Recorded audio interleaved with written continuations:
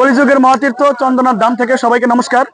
আজকে আমরা মহাকাল স্বয়ংসেবক ফাউন্ডেশনের একটি টিম ঢাকা থেকে এবং চট্টগ্রাম থেকে দুইটি জায়গা থেকে আমাদের দুইটি টিম মিলে আমরা আজকে চন্দ্রনাথ ধাম এসেছি।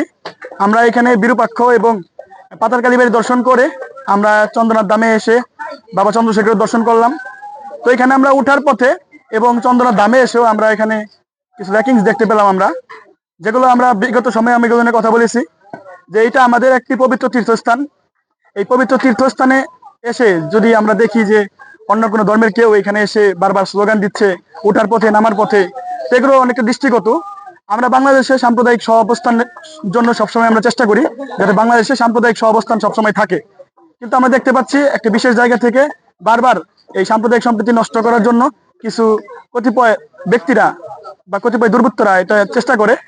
আজকে চট্টগ্রাম চন্দ্রনাথ ধামে ওঠার পথে আমরা দেখেছি, আমরা যখন হরর মহাদেব স্লোগানগুলো দিয়ে আমরা উপরে উঠতেছি, তো সেখানে আমাদের স্লোগানের বিপরীতে অনেকেই সেই স্লোগানগুলো দিচ্ছে। এবং আজকে আমরা চন্দ্রনাথ ধামে যখন আমরা এখানে বাবার পরিক্রমা করছি আমরা সকলে মিলে, তো এখানে দেখতে পেলাম বাহির থেকে কয়েকজন একটা অন্যরকম স্লোগান দিয়েছে। তো তখন এখানে একটা পুলিশ ভাই ছিল, সে পুলিশ ভাই তাকে ধরে নিয়ে গেছে, বা কি করেছে সেটা আমরা দেখিনি। এরপরে আমাদের যারা ছেলেপেলে ছিল আমরা প্রায় 70-80 জন এসেছিলাম, তা আমাদের ছেলেপেলেরা খুবই ফেটে পড়ে এবং এখানে একটা বিশৃঙ্খলা একটা পরিবেশ তৈরি হতো। তো আমরা এই বিশৃঙ্খলা পরিবেশ চাই না এবং আমরা আইন হাতে তুলে নিতে চাই না, আমরা আইনের হাতেই ছেড়ে দিতে চাই এই বিষয়গুলো। তবে আমি বিশেষ করে বলবো সাইন কমিটি যারা আছে তাদেরকে আমরা বারবার বলেছি যে বাংলাদেশের সকল হিন্দু সংগঠন তাদেরকে বলেছে যে চন্দ্রনাথ ধাম পবিত্র তীর্থস্থান, এই তীর্থস্থান কখন টুরিস্ট স্পট হতে পারে না। এইটাকে টুরিস্ট স্পট বানানো বন্ধ করে এটাকে এই পর্যটক প্রবেশ কিছুটা সীমিত করে বা পর্যটক প্রবেশে কোনো বিধিনিষেধ যুক্ত করে এটাকে শুধুমাত্র তীর্থযাত্রীদের জন্য উন্মুক্ত রাখলে আমি মনে করি এটা আমাদের এই সাম্প্রদায়িক সহাবস্থানের দিক থেকে এটা ভালো হবে, বাংলাদেশের জন্য এটা ভালো হবে। আমি সাইন কমিটির দৃষ্টি আকর্ষণ করবো, আপনারা বিষয়টা অতি দ্রুত দেখবেন, কারণ আমরা দেখতে পাচ্ছি কিছুদিন পরপরই এই ঘটনাগুলো ঘটছে এবং হয়তো আমাদের বিভিন্ন হিন্দু সংগঠন থেকে আমরা কিছু টিম নিয়ে আমরা আসছি, প্রতিবাদ করতেছি, কথা বলতেছি, কিন্তু আপনাদের পক্ষ থেকে আমরা সেই রকম কিছু আমরা দেখছি না।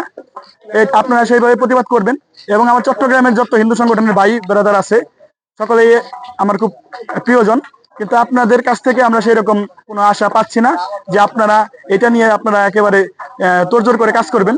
আপনারা হয়তো কিছুদিন কথা বলেন, কিছুদিন কথা বলার পর আপনারা চুপ হয়ে যান। আমি আপনাদের কাছে আশা করব যে আপনারা সকলে মিলে আসুন আমরা এই চন্দ্রনাথ ধামকে রক্ষায় আমরা এগিয়ে আসি। চন্দ্রনাথ ধাম যে পবিত্র তীর্থস্থান, এটি আমাদের মাতা ভবানীর এই সতীপীঠের বাবা চন্দ্রশেখর ভৈরবের এই তীর্থস্থানকে পবিত্রতা রক্ষায় আমরা সকলে এগিয়ে আসি। নমস্কার সবাইকে।